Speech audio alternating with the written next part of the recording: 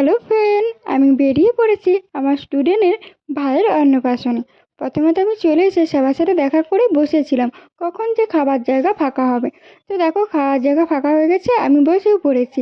আর এইদিকে দেখো মেনু কার্ডটা দেখে বেশ মনটা খুশি খুশি হয়ে গেল। অনেক কিছু মেনু ছিল, বিশেষ করে কাশ্মীরি পোলাও আর চিলি চিকেন, যেটা আমার সব দিনই প্রিয়। এইদিকে দেখো চলে এসেছে ভেজিটেবিল চপ।